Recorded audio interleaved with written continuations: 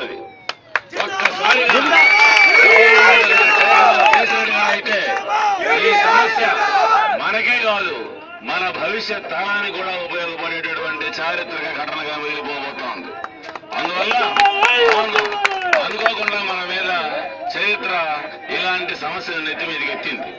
హాయిగా చదువు చెప్పుకోవాల్సిన వాళ్ళ మీద మోడల్ హై స్కూళ్ల భవిష్యత్ ఏంది, బతుకేంది అనేటటువంటి సవాళ్ళని వేసింది.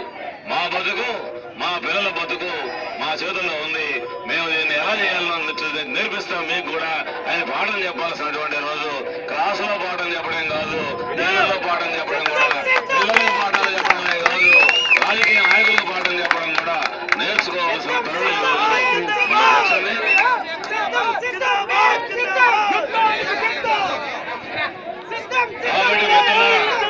కాబట్టి మిత్రులారా, ఈ పోరాటం తొందరగా ముగియాలని మనం అందరం కోరుకుంటున్నాం.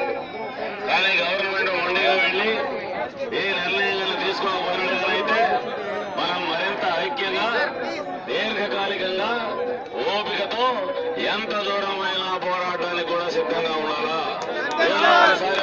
చేశాం, ఓ పోరాటం చేశాం, అంతా చేతులకు వచ్చేస్తుంది ఆయన అనుకోమాకండి.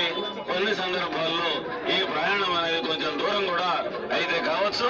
అయినా ఒకటి మాత్రం రాష్ట్రం, ఈ ప్రభుత్వానికి మోడల్ హై స్కూల్ ను మూసేసే దమ్ము లేదు.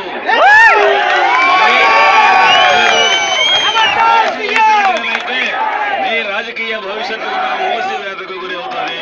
ఆ శక్తి దేనికి లేదు, ఆ శక్తి దేనికి లేదు. ధైర్యం ఉంటే చెప్పమనండి, మోడల్ హై స్కూల్ మూసేస్తున్నాం, ఎవరినో ఒకరిని ఎదుర్కోమని చెప్పి చెప్పమనండి. మేము చెప్తాం, అప్పుడు మోడల్ హై స్కూల్ జిల్లా పరిషత్కి పంపించండి. నీకు ధైర్యం ఉంటే రా ఆలయాలకి. అంతేగాని మేనమేషాలించుతూ, అడ్డదొడ్డాలు మాట్లాడుతూ, కాలక్షేపం చేస్తూ సగం చచ్చినటువంటి వాళ్ళ కింద మమ్మల్ని నెలల జీతాల కోసం దీవించాల్సిన పరిస్థితులు నెట్టడం అనేది మాత్రం అంగీకరించే సమస్య లేదు. మిత్రులారా, మీరు సగటు ఉపాధ్యాయుడిని, సగటు ఉద్యోగిని ఆ మేరకు చైతన్యపరచండి. మొత్తం model high school state government taken over చేసేదాకా నిద్రపోము అని చెప్పి ప్రతి పోరండి. ఎలా జరగదో